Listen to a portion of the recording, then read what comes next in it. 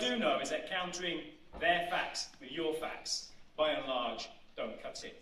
But it's critical that we have an underpinning of the key arguments on why they're so wrong. A couple of days ago, I watched Teresa Villiers, MP Teresa Villiers, Tory MP, on Newsnight, and she's on the committee for the Leave campaign. And she came up with 3 key arguments about why they wanted to leave. The first, around immigration. The first is that leaving the EU will mean getting immigration under 100,000 people a year. But here's the catch.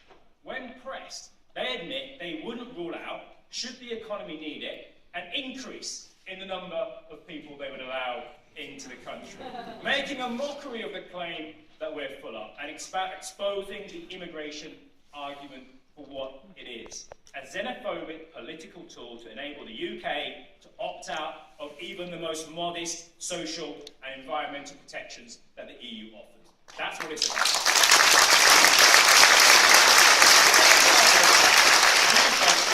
It's a classic to blame immigration for failing public services, a lack of housing, and suppressing pay.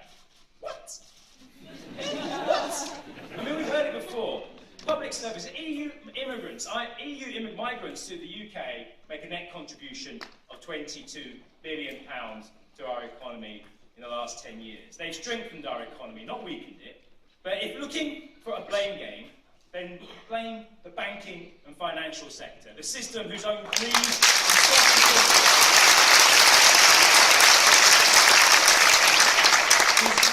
and subsequent public bailout has been at the cost of our decent public services. Housing.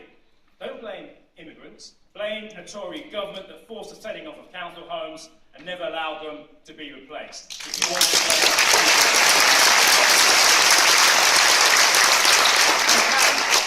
he said that pay was being suppressed by immigration.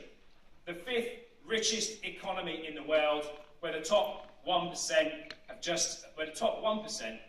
bottom 50%, shared just 6% of the proceeds in the last decades of growth, while the top 1% shared 26%. Where even the IMF concedes that the draconian anti-trade union laws in place in this country have been the main cause of low pay and low demand in our country. Her last argument, though, was perhaps the most powerful. The fact that Brexit would enhance democratic decision-making. 2 things here. 1, the EU is in dire need of a democratic overhaul. It's our government that has been blocking radical EU parliamentary plans for an overhaul to tax avoidance and evasion. Our government that blocked an EU-wide harmonisation of corporation tax. Democracy must improve in Europe. It must change. But their way isn't the way that we need to follow. But this is the best line I've heard today. If the EU didn't exist, we would have to invent it. That came from this man sat here, I believe. Sovereignty left these shores a long time ago.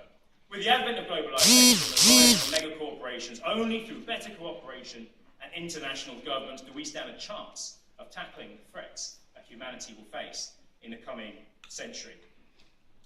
The British public know. The British public understand that the arguments that are being made at the moment do not resonate, do not make sense. They understand that this is an argument inherently in between the Tory party and itself.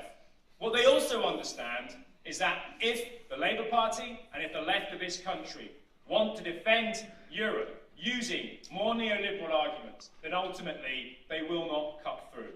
The British public know that this doesn't make sense. We cannot win this campaign based on half-truths like this, just as we can't win on arguments based on fear. Hence, this is an opportunity to make our case, a positive case, for a fairer, more ethical and sustainable economy that benefits the many and not just the few.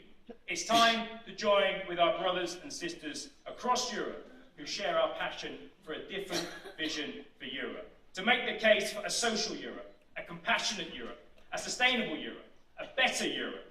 That's our challenge this next month. Let's get to it.